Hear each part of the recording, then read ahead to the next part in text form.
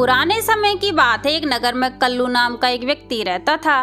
कल्लू ने सारे व्यापार करके देखे, लेकिन सभी व्यापारों में कल्लू के हाथ निराशा के अलावा कुछ भी नहीं लगा।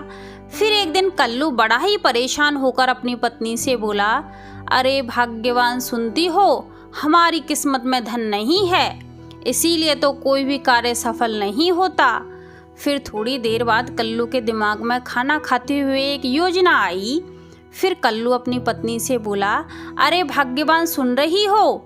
तब कल्लू की पत्नी अंदर से आई और बोली, अरे क्या हुआ? अभी तो दुखी होकर बैठे थे। तब कल्लू अपनी पत्नी से बोला, हम मिठाई का व्यवसाय करते हैं। तब कल्लू की पत्नी बोली, लेकिन हमें मिठाई बनानी आती ही कहाँ है जो हम मिठाई का व्यवसाय करेंगे। तब कल्लू जोश में बोला, अरे भाग्यवान, मिठाई बनाने में क्या है?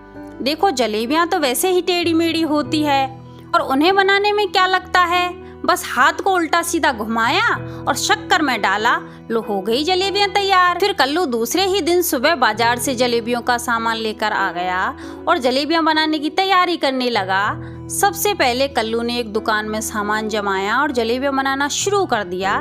फिर कल्लू ने जलेबियां बनाकर तैयार ही की थी, तभी वहाँ एक दो व्यक्ति आए और उन्होंने जलेबियां खरीद ली। फिर जलेबियां खरीदकर वह व्यक्ति वहीं खड़े खड़े खाने लगे।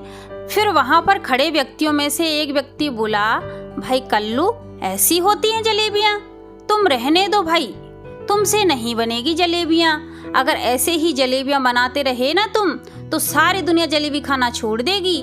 यह बात सुनकर कल्लू बड़ा ही दुखी हुआ और फिर कल्लू दुकान को छोड़कर जंगल की तरफ निकल गया और रास्ते में सोचने लगा, कोई भी काम ढंग से नहीं कर सकता मैं, सभी लोग मेरा मजाक बनाते हैं। तभी रास्ते में बारिश आने लगी और बिजलियां कड़कने लगी, तो कल्लू दुखी होकर एक वृक्ष के नीचे खड़ा हो गया। तभी वृक्ष में से आवाज आई, कल्लू क्या हुआ, तुम इतने दुखी क्यों हो रहे हो? यह बात सुनकर कल्लू घबरा गया और डरने लगा। एक तो पेड़ में से आवाज आ रही थी, दूसरा बहुत तेज बिजली कड़क रही थी।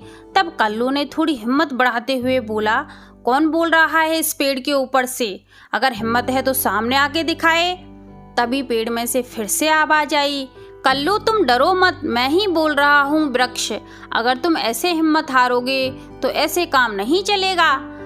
फिर कल्लू अचंभित होकर वृक्ष की तरफ देखने लगा और कल्लू पेड़ से बोला, क्या वृक्ष भी बोल सकते हैं? तब वह वृक्ष बोला, हाँ कल्लू, यह सच बात है, मैं बोल सकता हूँ। फिर कल्लू ने वृक्ष को अपने मन की सारी बात बता दी। तब वृक्ष ने कल्लू से कहा, कल्लू तुम निराश मत हो, तुम्हारी मिठाई की दुकान अवश्य ही चलेगी। अब बहुत देर हो चुकी है और मौसम भी बहुत खराब हो रहा है। उधर तुम्हारी पत्नी घर परेशान हो रही होगी। अब तुम घर जाओ और मैं तुम्हें एक ये छड़ी देता हूँ, इसे तुम जलेबियाँ बनाने के बाद एक बार जलेबियों पर घुमा दिया करना, इससे तुम्हें बहुत अच्छा फल प्राप्त होगा। फिर कल्लू छड़ी को लेकर बहुत खुश हुआ और फिर कल्लू खुश होता हुआ पेड़ को धन्यवाद देकर अपने घर की तरफ चल पड़ा। उधर से सामने से कल्लू की पत्नी कल्लू को ढूंढते हुए घर से निकल पड़ी। फिर सामने से कल्लू को अपनी पत्नी आती हुई दिखाई दी। फिर तब कल्लू ने कहा, अरे भाग्यवान, तुम इतने खराब मौसम में कहाँ जा रही हो? तब कल्लू की पत्नी बोली, मैं तो आप ही को ढूंढने के लिए घर से निकली हूँ, इतना मौसम खराब हो रहा है और आप इतनी देर से घर ही नहीं पहुँचे। तब कल्लू ने खुश होते हुए अपनी पत्नी से कहा, भाग्यवान, मुझे तुम्हें बहुत अच्छी बात बतानी है, जल्दी से घर चलो। यह बात सुनकर कल्लू की पत्नी बोली, अब बता भी दो क्या बात है। तब कल्लू बोला, अरे भाग्यवान, घर तो चलो, वहीं बताऊंगा। फिर कल्लू और कल्लू की पत्नी दोनों घर पहुंच गए। फिर घर पहुंचकर कल्लू ने अपनी पत्नी को सारी बात बता दी। यह बात सुनकर कल्लू की पत्नी भी बहुत प्रसन्न हुई। फिर प्रसन्न होते हुए कल्लू की पत्नी कल्लू से बोली, अजी सुनते हो, अब मैं भी आपके काम में आपकी पूरी मदद करूंगी।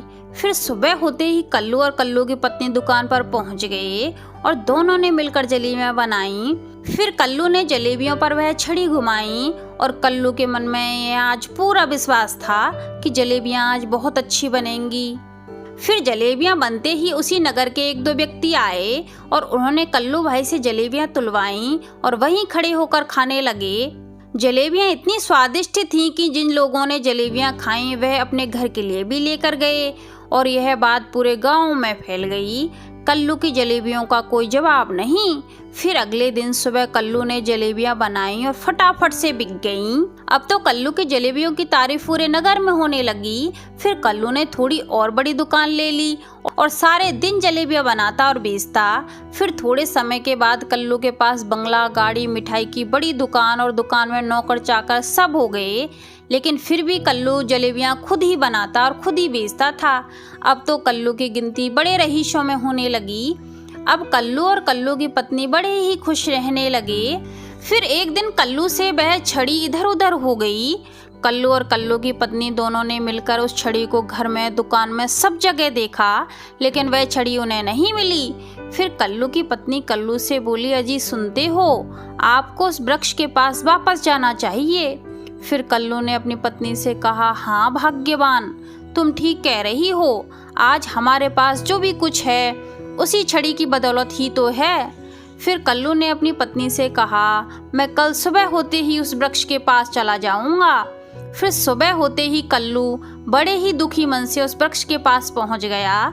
कल्लू को देखकर वृक्ष बोला, अरे कल्लू, तुम यहाँ और बड़े ही दुखी लग रहे हो। तब कल्लू ने वृक्ष को सारी बात बता दी। फिर वृक्ष मुस्कुराता हुआ बोला, कल्लू, उस छड़ी से कुछ भी नहीं हुआ। आज तुम्हारे पास जो भी कुछ है वह सब तुम्हारी मेहनत का फल है। मैंने तो वह छड़ी तुम्हें इसलिए दी थी कि तुम्हारा आत्मविश्वास खत्म हो गया था और मैं उस छड़ी के द्वारा तुम्हारे आत्मविश्वास को दोबारा बढ़ाना चाहता था। और हाँ कल्लू, अब तुम निश्चिंत होकर अपनी मिठाइयों की दुकान चलाओ। उस छड़ी के गुमने से तुम्हें कुछ भी फर्क नहीं पड़ेगा। यह बात सुनकर कल्लू के चेहरे पर चमक आ गई और फिर कल्लू ने वृक्ष का दिल से धन्यवाद किया और कहा, हे वृक्ष देवता, मैं आपका दिल से आभार प्रकट करता हूँ। आपका बहुत बहुत धन्यवाद। फिर कल्लू अपने घर की तरफ चल पड़ा और घर पहुंचकर कल्लू ने अपनी पत्नी को सारी बात बता दी। कल्लू की बात सुनकर कल्लू की पत्नी बहुत खुश हुई और फिर कल्लू और कल्लू की पत्नी आराम से जीवन यापन करने लगे। तो दोस्तों, इस कहानी से हमें यही शिक्षा मिलती है कि अगर कोई व्यक्ति विपत्ति में हो और वह निराश होकर टूट चुका हो तो हमें उस व्यक्ति का आत्मविश्वास बढ़ाकर उसका सहयोग करना चाहिए और उसे विपत्ति से बाहर निकालना चाहिए। तो आज के लिए बस इतना ही। आगे मिलते हैं कोई नई कहानी के साथ।